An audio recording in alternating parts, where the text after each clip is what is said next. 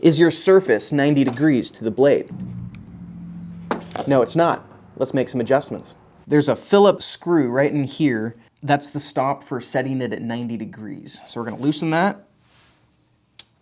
It's going to loosen the inside. Release this. Just keep slowly adjusting until I'm right on 90.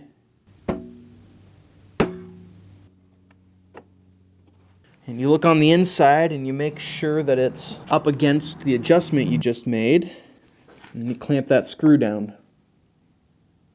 Now you have a quick stop that can quickly get you to 90.